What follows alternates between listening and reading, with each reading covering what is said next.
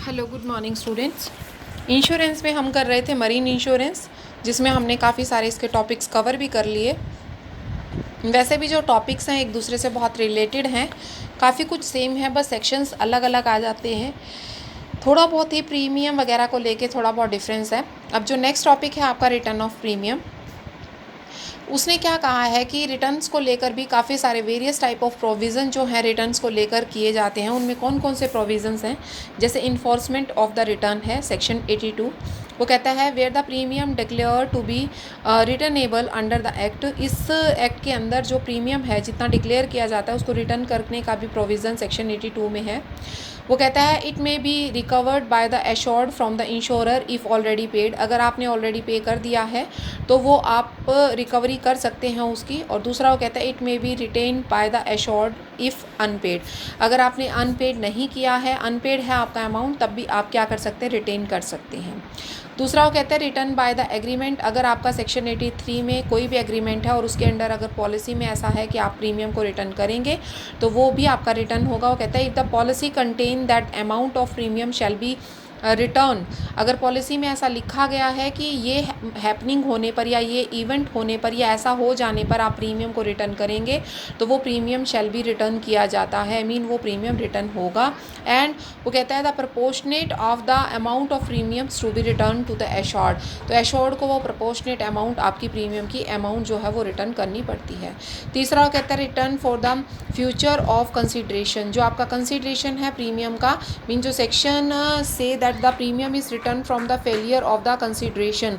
Mean अगर आपका failure हो जाता है कंसिडरेशन में तो वो उस केस में भी आपका रिटर्न ऑफ द प्रीमियम होता है। वो कहता है where no fraud is made by the assured and the consideration for the payment of premium totally fail. वो कहता है कहीं पर भी आपका एश्योरेंस जो होता है, एश्योर्ड होता है, कंट्रीब्यूशन पे करने में टोटली फेल हो जाता है तो प्रीमियम की रिटर्न आपकी एश्योर्ड हो जाती है। और where the amount of premium can be apportioned and consideration for any part fail. जहाँ पर किसी पार्ट को फेल कर देता है, मीन छोटा मोटा अमाउंट जो है वो रह जाता है, तो उस केस में भी आपका रिटर्न ऑफ एश्योर्ड जो है वो इंश्योरर का बन जाता है। उसके बाद नेक्स्ट टॉपिक आता है आपका कैलकुलेशन ऑफ प्रीमियम। और कैलकुलेशंस मेथड्स कौन से होते हैं, वो कहते हैं 3 मेथड होते हैं। एक होता है जजमेंट, दूसरा क्लास, तीसरा मेरिट रेटिंग।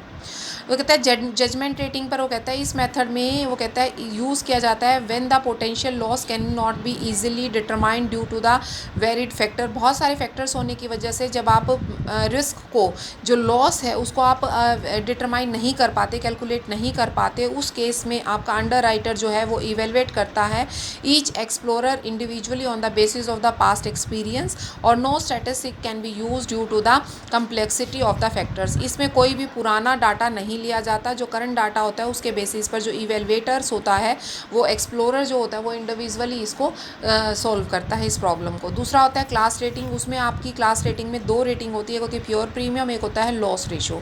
वो कहता है जो मेथड यूज़ किया जाता है उसमें कहता है फैक्टर जो है ईजिली जो है क्वान्टिफाइड्स और स्टैटिस्टिकल टूल्स जो हैं वो अवेलेबल होते हैं इस मेथड के अंदर। वो कहता है it is useful when the rates are to be quoted to the class of peoples of the similar situation. एक जैसे सिमिलर सिचुएशंस के लोग होते हैं उनके लिए इसको यूज़ किया जाता है। और इसके 2 मेथड है, एक प्योर प्रीमियम। प्योर प्रीमियम में वो कहता है जो ग्रॉस प्रीमियम इज जो सम टोटल ऑफ अमाउंट होती है ग्रॉस प्रीमियम की, प्योर प्रीमियम, उसको प्लस कर दिया जाता है लोड चार्जेस से। उस प्योर प्रीमियम को कैलकुलेट किया जाता है, डिवाइड किया जाता है टोटल ऑफ एक्चुअल जो लॉस होता है और उसको एडजस्ट किया जाता है expenses with the number of explorer. और जो लॉस रेशो होता है उस लॉस रेशो को total loss anchored in the claim plus adjustment expenses divide कर दिए जाते हैं उसको टोटल प्रीमियम से। इसका फॉर्मूला भी नीचे आपको दिया हुआ है बेटा कि जो एक्चुअल आपका लॉस होता है या एक्चुअल लॉस रेशो होता है वो आपका क्या हो जाता है, एंकर्ड लॉस होता है और अर्निंग प्रीमियम लॉस होता है। इसके अलावा एक फॉर्मूला आपको अगले पेज पर भी आपने इसका दिया हुआ है, उसमें क्या कहता है ये कि जो आपका एक्सपेक्टेड लॉस होता है वो लॉस आपका 100% और लोडिंग जो परसेंटेज होता है उसमें से माइनस करके आता है। और जो रेट चेंजेस होते हैं, जो रेट चेंजेस होते हैं वो आपके एक्सपेक्टली जो आपके बनाए जाते हैं वो आपका एक्चुअल लॉस जो होता है उसमें से आपका एक्सपेक्टेड लॉस को माइनस करके और उस लॉस के बेसिस पर ये आपको करना होता है।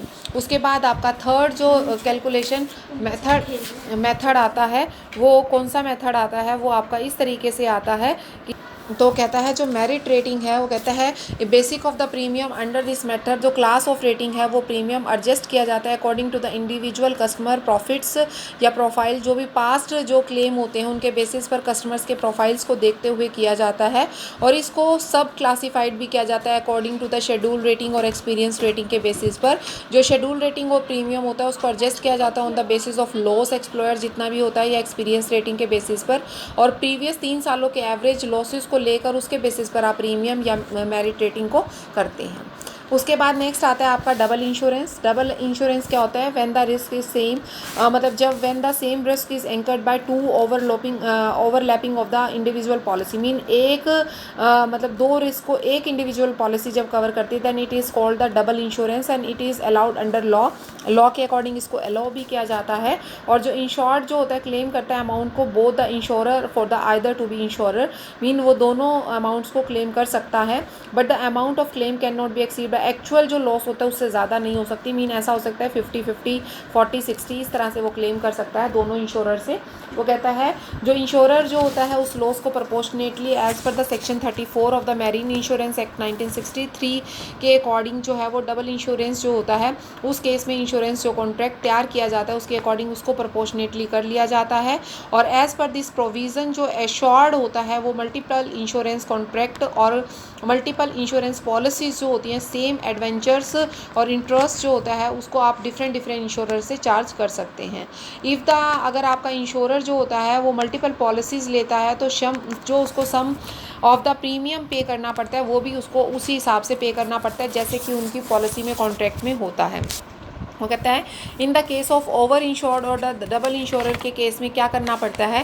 वो कहता है दो जो assumed eligible for the make of the claim of the receive the payment from the insurer as per the choice undertaken. वो कहता है उसकी अपनी चॉइस होती है वो किससे कितना % लेता है और कितनी एलिजिबल बनता है वो उस क्लेम के लिए। In the case of valued policy अगर आपकी ये तो था assume to be eligible for the एक वैल्यूड पॉलिसी होती है जिसमें कि अमाउंट ऑफ क्लेम जो होती है वो पहले से ही वैल्यू कर दी जाती है और उस वैल्यू ऑफ सब्जेक्ट मैटर जो होता है यहाँ पर फिर डजेंट मैटर करता है जहाँ पर आपका डबल इंश्योरेंस होता है। In case of unvalued policy अगर होती है तो उसमें reduce the amount of claim by the amount of receive under the policy keeping in the total insurer value के अकॉर्डिंग कर दिया जाता है। और फोर्थ होता है in the case of assured receiving the exceed amounts that allow under the act he is deemed to be hold such amount to trust for the insurer according to their right of contribution among themself. तो उसके according किया जाता है। कहने का मतलब है double insurance जो लोग करवाते हैं तो उनको ये होता है कि जो टोटल लॉस होता है वो आप दोनों से कवर करेंगे। ऐसा नहीं कि टोटल लॉस की अमाउंट जो है आप दोनों से अलग अलग एक्स्ट्रा कर लें या कुछ एक्स्ट्रा अमाउंट आप रिसीव नहीं कर सकते हैं। उसके अलावा इसमें एक सेक्शन 75 सब सेक्शन 2 होता है मैरीन इंश्योरेंस एक्ट जो कि प्रोवाइड करता है जनरल प्रोविजंस जो होते हैं मरीन के एडमिनिटी से related. As per the provision जो मेजर्स ऑफ एडमिनिटी लॉस होते हैं वो अफेक्ट नहीं होते rules of relating to the double insurance और प्रोहिबिट कर दिया जाता है इंश्योरर से from the disappearing interest on the ground that whole और part of the subject matter was not to be risk under this policy. इसके अलावा एक सेक्शन 80 भी आता है जिसमें कि राइट ऑफ कंट्रीब्यूशन होता है। As per this provision every insurer जो होता है बाउंड होता है contribution to the loss in the proportion of amount for which they are liables and if any insurer pay कर दिया जाता है excess amount that be contribution then the entitle to be file the sue contribution against the other insurer. कहने का मतलब है कि आपका जो इंश्योरर होता है उसका जितना कंट्रीब्यूशन ऑफ अमाउंट होता है उसी के बेसिस पर उसको आप रिस्क का बेयरिंग कर सकते हैं और उसी के लिए वो लाइबल होता है। तो आज के लिए बेटा इतना ही, बाकी हम कल कंटिन्यू करेंगे। Okay bye.